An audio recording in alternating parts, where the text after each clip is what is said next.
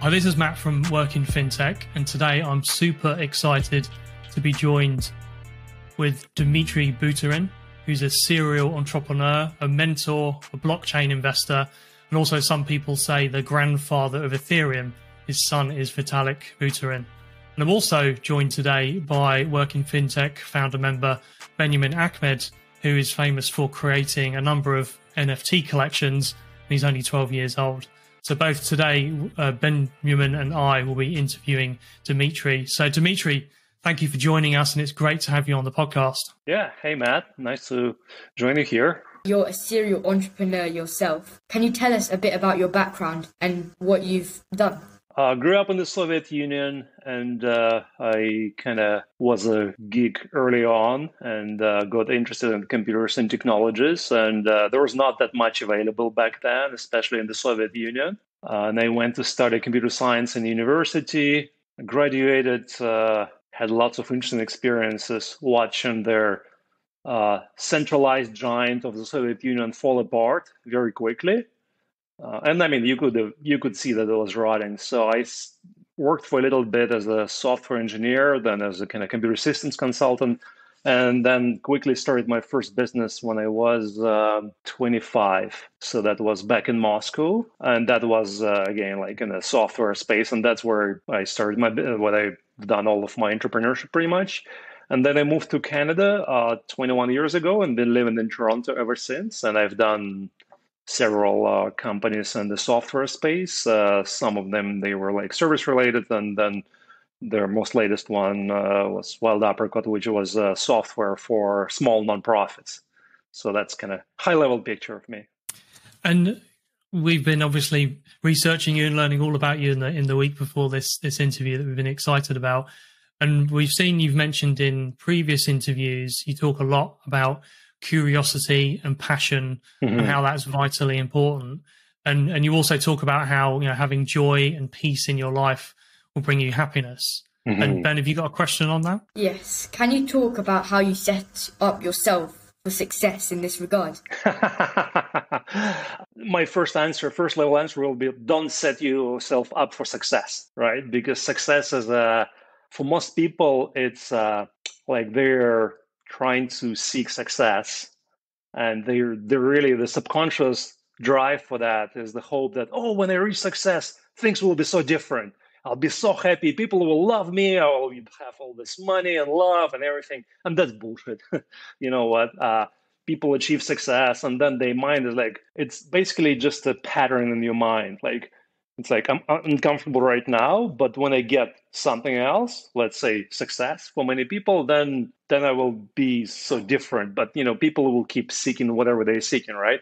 But there are different kinds of success in a way, right? And people explore them, right? People try to find success in their career. People try to find success in their relationships, and I don't know, in nature, in spirituality, so many different things. But end of the day, you know, I'm not a big fan of the word success, because I believe that every human being is already perfectly successful where they are. And from the starting point, you can listen to yourself and kind of listen to your internal joy. Like, okay, what would I do right now if I had all the time, all the money in the world? What do I do right now, right? And I think it's a very important question from you know, as a starting point, because you really have no clue what's going to happen tomorrow, right? Things will keep changing, the environment, the COVID, the government, your relationships, your life, your monetary success, everything, your health. You will get sick, and, you know, at some point you will die. You might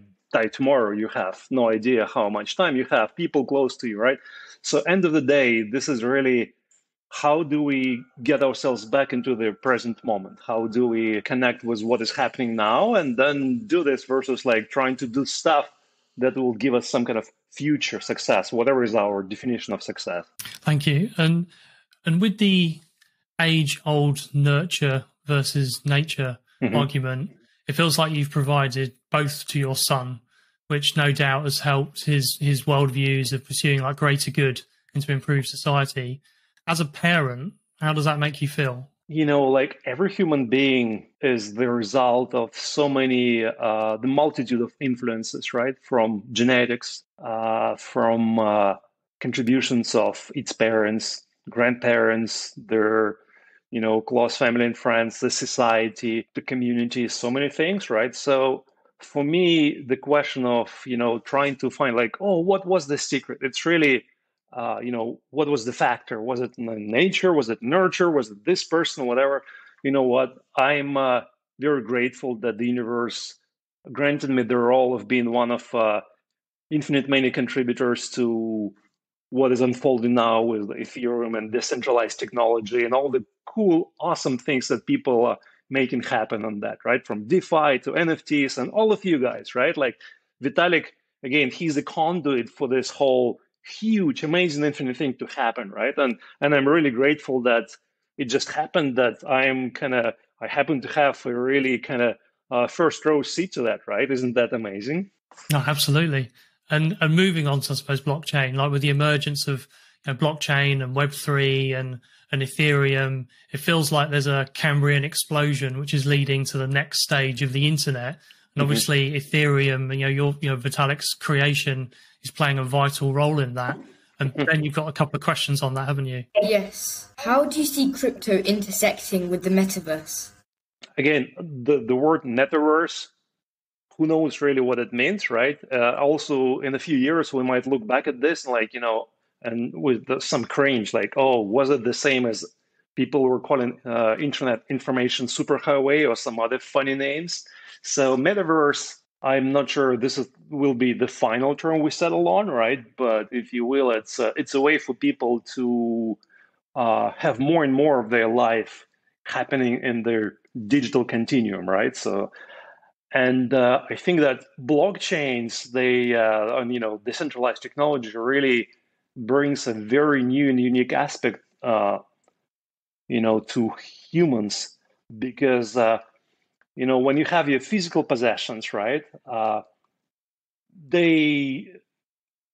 if you will, it's easier for a human to realize that the impermanence of them, because they can be taken away from you, they can be stolen, whatever, right? And with their blockchain-based items, whether that's money, whether that's NFTs, whether that's gaming items, it feels like they're much more yours, right? Because really, you can have your password in the brain, and then nobody can pretty much take that away from you, right? And for human consciousness, that's a big deal, because again, this is a very essential aspect of human consciousness, is to trying to possess something, right? Oh, this is mine. This becomes an extension of me, right? So that's like, so I think it's very naturally, it's much more attractive, I think, to human mind to kind of quote unquote own those things, and there's digital universe, metaverse, whatever you want to call it. So I think that it's really an essential technology in this huge transition, which has been forecasted in so many wonderful books for quite a while, right? And it's happening now. And what do you think about the interface moment? Because it doesn't feel like it's quite happened yet, because it's quite clunky moving from wallets and having to transfer cryptocurrency around to purchase NFTs, for example. Yes. Where do you see us on the curve at the moment with the interface moment? Yeah, you're right? And my closest comparison to that is when I observed the unfolding of internet itself, right, which happened, let's say, 25 years ago, right?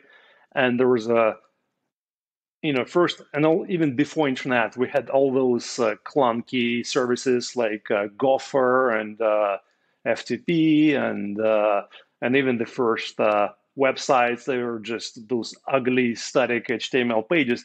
But you could sense that this was the beginning of something really big, right? And it was extremely exciting. I remember it was maybe the year 95, right? So let's say 26 years ago, and I was at my first job in a bank as a software engineer, and I encountered this website where supposedly, and it was a US-based website, and supposedly you could order pizza there. And it was like mind-blowing, like ordering pizza online, man, like I only learned about pizza a few years ago, really, right? And living in the Soviet Union, right? And through this thing, your computer, you can do stuff like this, right? And then we joked with my colleagues back then that, hey, you know what? Maybe the air conditioner in the office will have its own IP address and, will control. I mean, this is now the reality, right? The Internet of Things.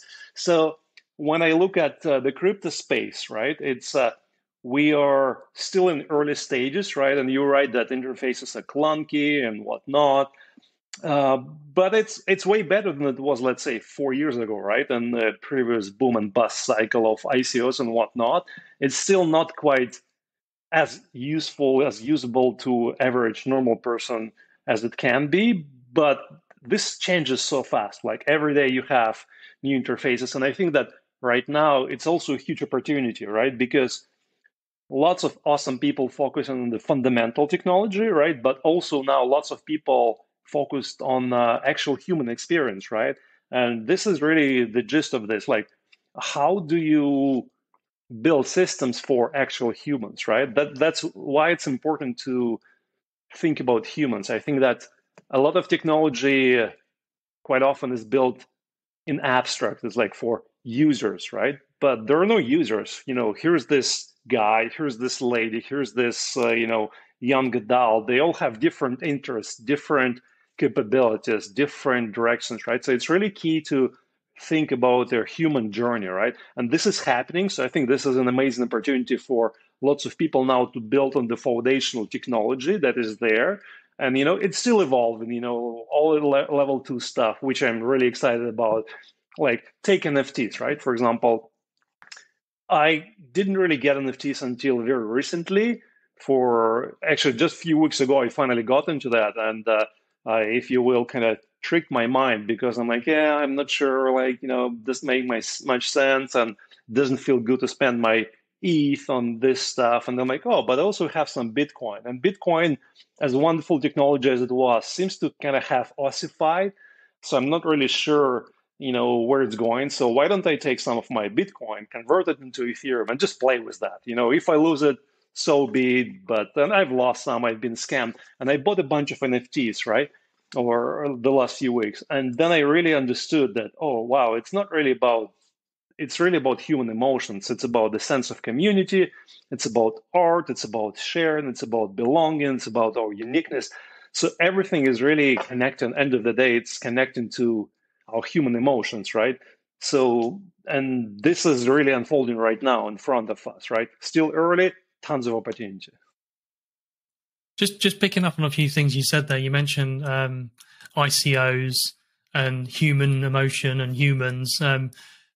You obviously come across like the hype cycle, and you often see new technologies, following that kind of curve where everyone gets really excited about it, and then it comes off the boil, and then over a number of years it starts to strengthen again. And we've seen that already with obviously DeFi and blockchain and so on, and the projects that were started many years ago.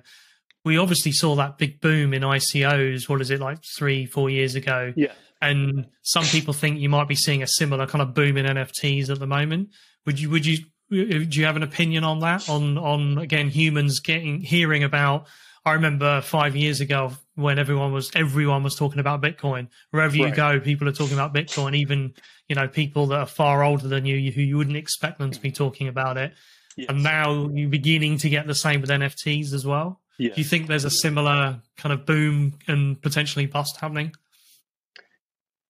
Well, we humans, we always try to understand things, and the way we understand them by comparing them to something else, right? So you can try to compare that to 4 years ago, and you will find some analogies, but it will actually give you not that much to go on in terms of predicting stuff, right? And 4 years ago, the ICOs, it was really mostly the emotion of greed, oh wow, fundraising can happen in this totally new way, and greed is not necessarily is quote unquote bad emotion, right? But it's a powerful human emotion. It's really connected to us feeling safe, feeling in control, and we have no control, whatever, right? But at least we have the illusion of that. So ICOs were for a lot of them, they were really like a cash grab opportunity, right? And I got invited to a lot of ICOs as an advisor, and I would look at the white papers and I would say, guys, that makes no sense to me. And we would go back and forth, and eventually I would say, guys, you really just want to raise some money, right? I'm like, yeah. And so most ICOs, they went bust and they didn't build much because, when you've got lots of money, if you will, my own experience with startups, that's not necessarily the best thing that can happen to you. When you're constrained with resources, then you can be creative and inventive. And when you have lots of money, it's also very easy to just waste it all quickly, right? So in a way, you can say that ICOs were a bust. However, let's say that if you had invested $1 million across all of the ICOs, right? And most of them, whatever, 99% of them, they went down. But that 1% that did not would have returned to you already a multiple of what you have invested across all ICOs, right? Because if you just take, a few of them like Filecoin and whatever other ICOs that survived and still present at this moment, right? So I think, again, it's a natural way of human progression, right? And when I look at NFTs is, they involve a much broader set of humans into this space: artists, collectors, people who like cool stuff, game players, and whatnot. So this is a stage of a much broader adoption, right? And the way it can go even higher beyond that, financial aspect of this. And, will there be cycles? For sure, right? Will it be, and again, when things went down back then, 4 years ago, Ether as the currency of that space went down from 1,500 to the lowest of $85, right? So it lost whatever it was, 95% of its value. And eventually it went back up and it's way higher than it is. And I'm pretty confident that in a year it will be way, way, way above what we have, right? So will we have those things, big dips and whatnot? Of course we will, right? So that's really the important question, because if you're really trying to find, some guaranteed short-term success, it's never to be fun. But if you go with your heart, if you play with it, if you start with a place that, you can lose it all, it can all go bust, and who knows, maybe NSA quantum computers will just hack all the blockchains, and whatnot. But you know what? Humans are very resilient, and it will be rebuilt. It will get better. It will get bigger, right? And we will move forward. Brilliant answer. Ben, have you got a question about learning? Yes. So what were your thoughts when Vitalik dropped out of university? Yeah, I was really excited for him, right? Because it's not about where we learn. It's really about do we have a mindset for continuous learning, right? And it's becoming very obvious that in our modern society, it's really essential for people to try to keep up with all the things constantly changing, right? Like when I look back at my own life, I'm almost 50, right? I'm 49, and 30 years ago, life was extremely, very, very different in terms of technology and human capabilities and whatnot than it is now. So the capability of a human being to learn and adapt is an essential one. And schools used to be about learning lots of information, the facts and whatnot. So with Vitalik, it was pretty clear early on that he is a lifelong learner. He has a lot of curiosity. He likes to learn about stuff, and he keeps learning about things, right? So it didn't matter that, so he's dropping out of university. I actually was excited about this because a lot of smart people, how to put this, because they are smart, they learn to live with their mind, and they learn to think about stuff, and they also become desensitized to their emotions, right? So when we desensitize to our emotions, when we desensitize to our fears, then what we do well becomes our only answer, right? That expression that we have as a hammer, then everything looks like a nail, right? When we think that knowledge is the answer to everything, then we keep trying to get more knowledge, and we hope that some awesome knowledge will eventually bring us happiness, success, and everything. People keep pursuing more knowledge, and you can go to university, then you can get a PhD, that can do whatever, right?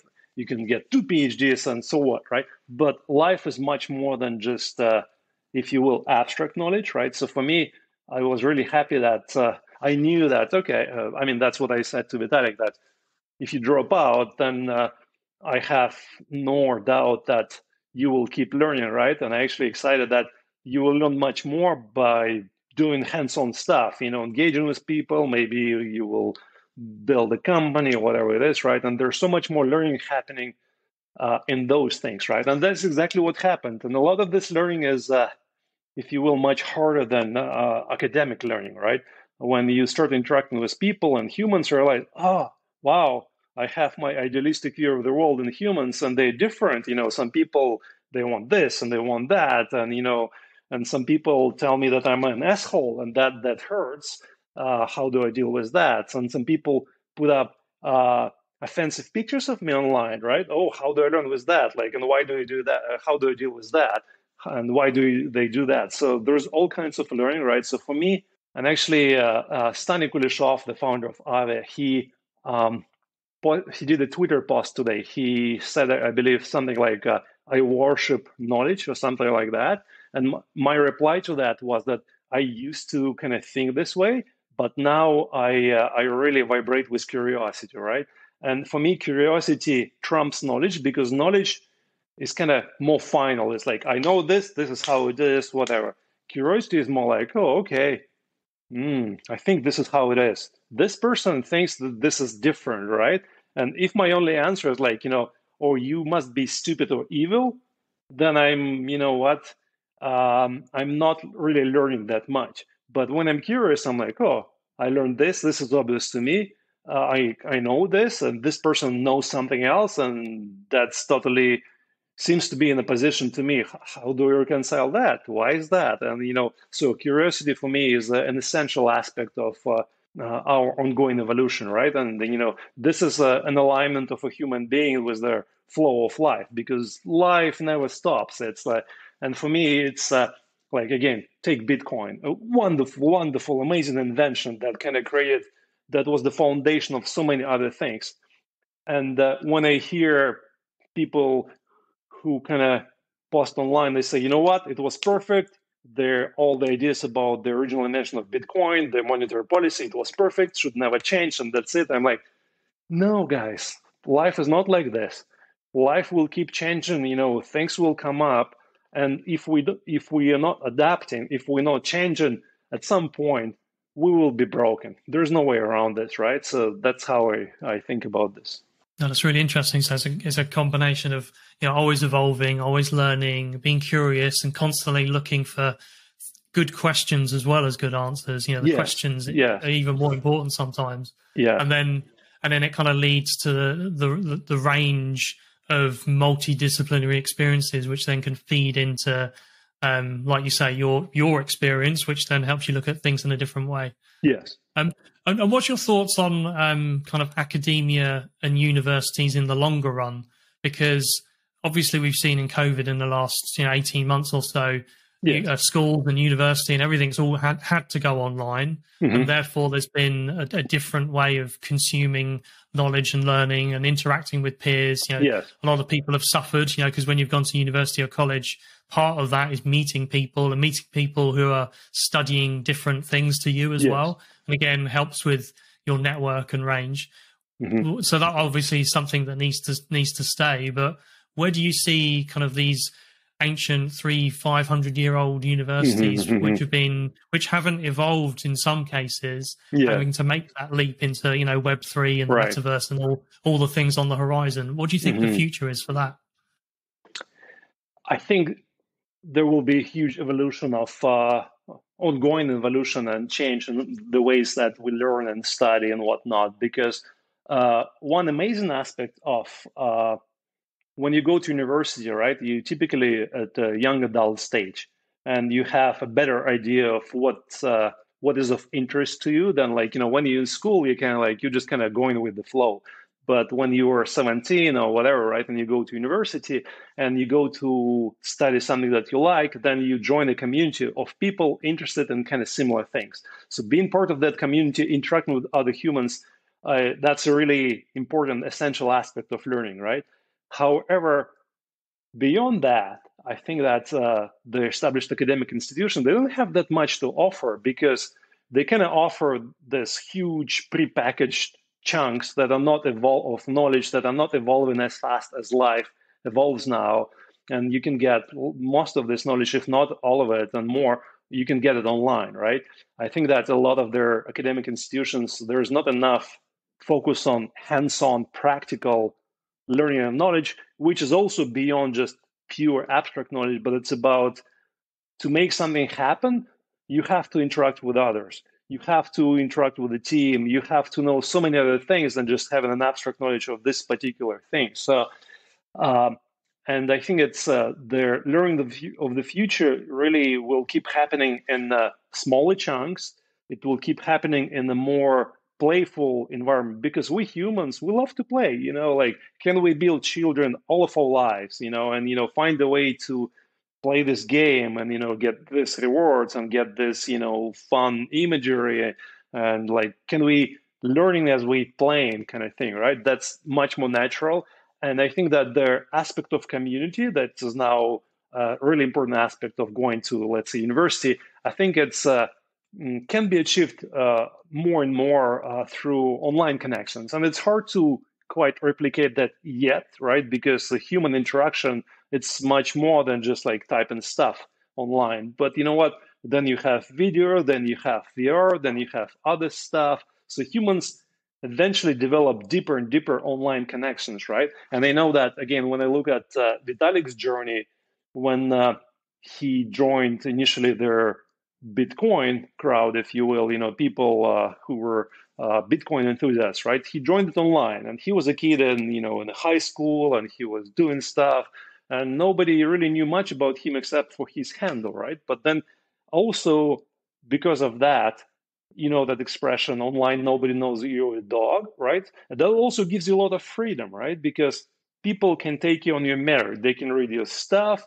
So I think that one big aspect of what we will also see happening in the future, which will affect so many areas of human society, are things like reputation systems, right? When you build your reputation, your reputation online, who cares if you're in Canada, in Pakistan, who cares? Maybe you're a wheelchair-bound disabled person, but you have a brilliant mind and you're contributing to the society in amazing ways. Maybe you're an artist somewhere in the Philippines, so, who knows? And I think that it gives humans much bigger capacity to express themselves and join the community than, just purely old school academic institutions. Ben, I mean, that happened to you, didn't it? Because Ben, when he released his last NFT projects, people didn't believe he was 12 years old. So he had to go online and do a video to say that this is me and this is real. You want to comment on that, Ben? Yes, so I just launched my NFT collection and it was all just a learning experience. I didn't expect any money or anyone to connect with my story, but I just posted a Twitter thread just in case maybe someone could mint one. So I posted the thread and I went to sleep, and in the morning there was all this FUD and I was so confused. And someone said the best way to tackle this FUD was to launch a video with you sitting next to a computer with weird wells on the screen. So it took me about 10 minutes to edit that video and do the voiceover, and I posted it on YouTube, and then that just cleared up all the FUD. So whenever someone says, oh, do you have any proof that you're 12 years old, I just direct them to that video. Yeah, exactly, right. It's also funny because I kind of looking back, and some people are still kind of like, oh, Vitalik must be puppet of whatever they're, I don't know, Goldman Sachs, Putin, whatever the craziness, right? Because when we, for some reason, we don't like something, then we're like, no, that cannot be the case, right? So let's come up with a conspiracy theory about it. So yeah, but really awesome story, Dan. But it goes back to what you were saying earlier, that as humans, you're always trying to look at historic patterns and try and fit it to something that's happened before. Yeah. Benjamin was just talking there. What advice would you give young people like Benjamin? I mean, Benjamin's had some great success over the summer with these NFT collections, and he's still a few years away from working life. Have you got any good advice for Benjamin, but also younger people his age in general? Yes, my first piece of advice would be don't listen to any advice. Listen to yourself, because again, every human is so unique and different, and the more we can learn about ourselves versus somebody on somewhere who looks important and successful, maybe they have a Lamborghini or who knows, right? And they you should be doing this, you should be this, and you look at yourself I'm not this, maybe should I be thinner, thicker, smarter? Well, you are the unique human that you are. So that's really the human journey, is connecting with your unique talents and capabilities, right? Vitalik obviously was very talented in math and computers and stuff like that. And he has two younger sisters, right? And then I kind of tried to interest them in those things. And his sister, Misha, didn't seem that interested in math and computer science, whatnot. But she is so creative. She's so good at drawing stuff, and she's good at all kinds of performance arts. And, she should not be listening to people telling her what she should be. And I hope that she can connect more and express her unique capabilities and talents, right? And that applies to every human being, so that's really kind of my, if you will, non-advice advice. And, don't listen to advice. Ben, have you got a question on mentorship? So I was going to ask that you've mentioned mentorship and peers as being important in personal development. This fits in nicely with the work in fintech. What's the best way to go about securing this for a young person? I would say that reach out to people. Don't be afraid, right? And find the people who resonate. And even if you might have lots of fears, they look so important, so successful. But you know what? A person who you will find some successful people will kind of brush you off and will not have time for you. But I can guarantee you that the best people that you look up to, you reach out to them. And especially if you come prepared, you have specific questions, you know what, some of them, if they're able to find time, they will able to connect and, build on that. So really, it's keep trying, try many different things, come up with specific questions, right? Try to kind of connect with people on the specific thing that you want to kind of get help finding answers for, and go from there. Yes, so in general, what advice would you give to young people who are working in traditional industries and want to get started with crypto and fintech? I think it's always essential to start doing stuff, right? Because again, it's learning about things and actually doing things are two different things, right? And that's again, it's scary to do stuff because when we keep learning, we seems I have more knowledge, whatever. But when we actually start doing stuff, then here's this failure, here's this and that.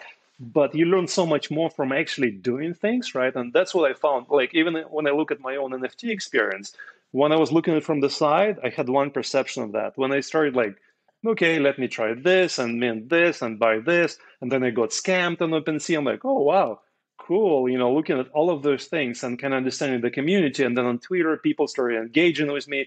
And then all kinds of promoters, hey, Dmitry, look at this stuff.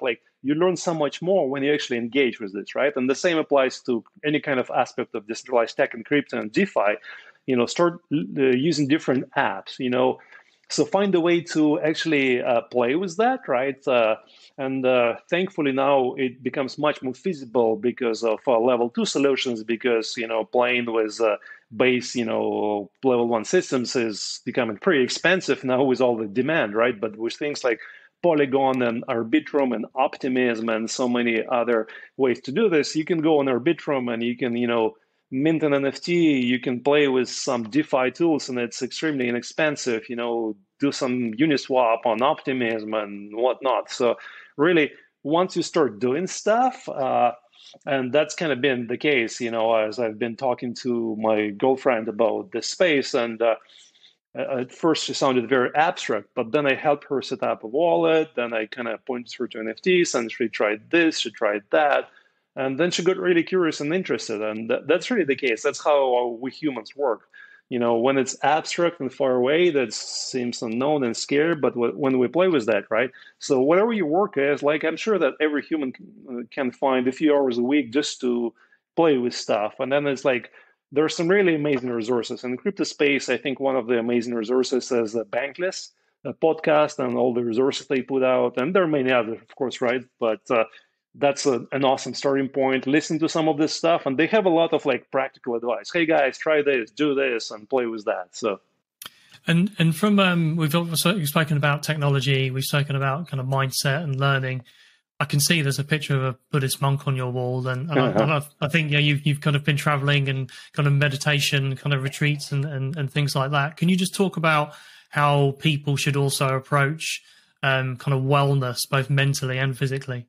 I don't like the verb should, right? So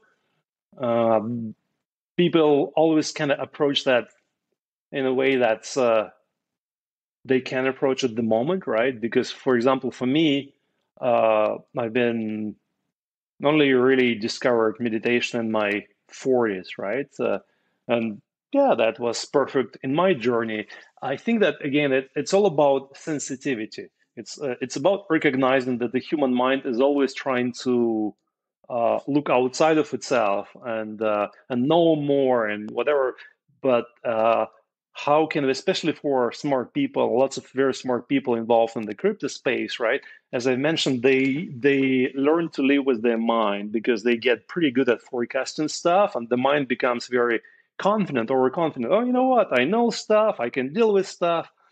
And I can guarantee you that however much you know or whatever, at some point life will break you, right? So it's really about developing the internal sensitivity to all of our discomforts and whatnot. And so eventually people discover that those aspects of themselves that maybe they have been not paying that much attention, their physical health, their mental health, they will catch up with them, one way or another.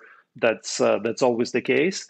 So the earlier we're able to connect that with that and recognize that, and not necessarily with any kind of like judgment that, oh, I should be doing this, but we can start with something simple. Oh, you know what? Like my physical state is not is not quite kind of what I would like to have, right? So let's not judge that, and let's not rush into changing that. But we can like, oh, okay, for some reason, this is what it is for me, right? My mental health, right? Like maybe I'm feeling lots of sadness and depression or an anxiety or whatever it is, right?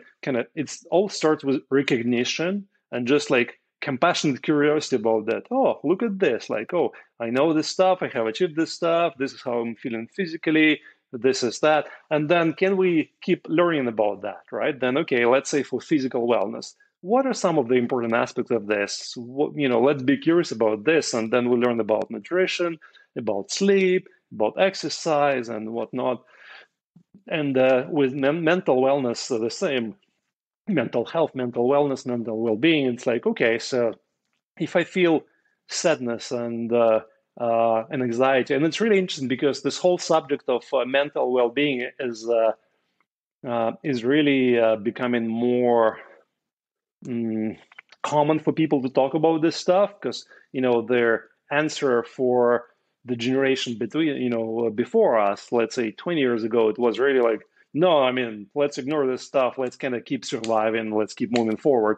But now people are becoming more sensitive to all of this stuff. So meditation is one of their really wonderful tools that can support our mental well-being. And also I find that many people, when they talk about meditation, they have a lot of misunderstanding about this. For many people, meditation is like, you know what, my life is really stressful, is really messed up, and then I'll have my meditation. It's like a brief respite from my messy, stressful life.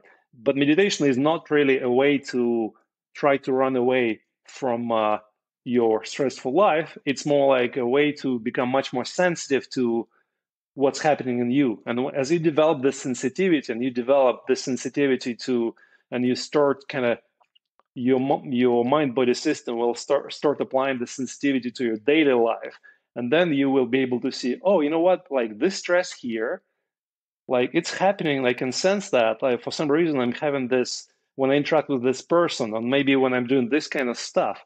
And then your mind will look at this, and maybe will come to a different conclusion. Maybe different actions will happen. Maybe you will end up distancing yourself from some other people and whatnot, right? So again, it all starts for me with the learning, curiosity, sensitivity. And to finish off, two questions. One is, where do you see this, kind of Web3 trend going in like 5-10 years time?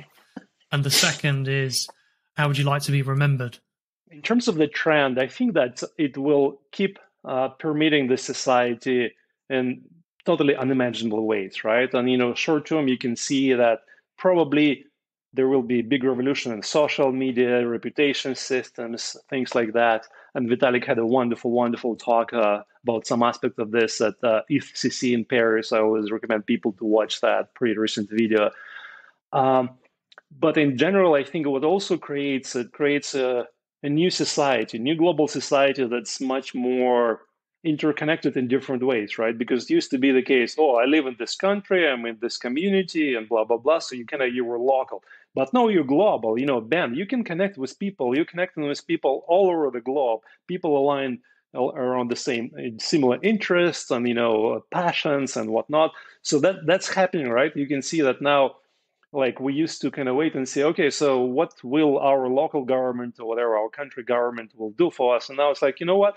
Why don't we try to build a system to do this? And there are so many wonderful experiments, right? So kind of that's what I'm seeing, that now there, again, people globally everywhere with internet connection. People in Philippines, they play an Axie Infinity game and making money from that. People in, I don't know, India, Pakistan, building some awesome DeFi applications and whatnot, and people in Russia contributing to Ethereum core, and people in Ukraine. Like it's really amazing to see this globalization for society. More and more opportunities are opening up for every human being. So that's kind of my overall perception of what's happening. And in terms of how I want to be remembered. I don't really care how I'm going to be remembered. It's not really about people will remember something, people will forget. It's not that important. It's more important to me, like right now, this moment, I'm talking to you guys, and I hope that, Ben, you can sense, you can feel some of the energy that I'm sharing with you, and you, Matt, as well. And, then you get a bit of this energy, and I get connection with that, and I get excitement from this to learn about the stuff that you do, Ben. And we kind of we're affecting the world right now. We don't need to what will happen, when I die and blah, blah, blah. You know what?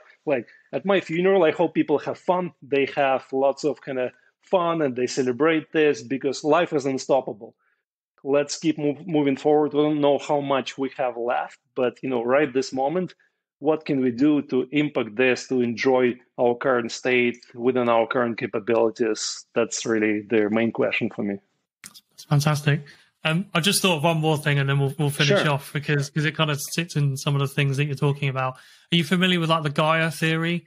Yes. Earth is a self kind of organizing and self-regulating system, and there's over time people kind of see the evolution of humans into within artificial intelligence, that then humans merging into that, and a new kind of different being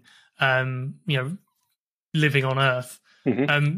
Do you kind of have an opinion on that sense and that perspective? Because there's a lot of technologies which a lot of people get excited about now, which is very much in their early days now. Mm-hmm. But that is going to be the next, evolution of humans, according to quite a few people. Do you have a view on that as well? I'll give you two answers. So I always like to give people multiple answers to confuse them. And one answer is yes, I very much, if you will, subscribe to that. And one of influences in my own mindset, or a person that I resonate with, is a person named Ray Kurzweil. He is a famous scientist, futurist. He's got a bunch of books out. And his book, for example, a book called Singularity is Near. I was looking at it's here on my shelf. I read that book 20 years ago, and it made a big impact on me. Actually, Vitalik read his books, and this whole concept of accelerating technological advancement. I very much believe in that, and I see that happening. And for me, also that ongoing interconnection of humans, right? And technological advancement of this process is unstoppable. So that's my first answer. My second answer is actually we are that already. Like humans live in this dream of, oh, we are separate, and how can I get more, and then I'm more important, and this is how I get more love. And I mean, this is bullshit. There is no separation. We're all part of the same whole, and that wonderful, unstoppable, messy, life, universe, God, whatever you want to, like, it creates all of this, what we experience, and it's moving forward. So it's already here, and yes, there will be different manifestations of that. But again, it's like, we don't need to wait and like, oh, when that bright future comes, so that bad future comes, what, like, this is the present moment. It's here. It's interconnected. We all constantly, affected by each other, by the climate, by food, by our interactions, by coronavirus. Who knows, right? So we are one. That's a good point to end on. We are one. Yeah, it's been really, really interesting talking to you. We can feel your energy as well. I'm quite excited now. Me and Ben could have a little debrief afterwards. Yeah. And do check out Ben's NFT minting, which goes on sale later today. NFH Heroes, it's called. But yeah, Dmitry Buterin, thank you very much for joining us today at Work in Fintech. Yeah, great talking to you, Matt and Ben. Thank you. Thank you so much. Take care.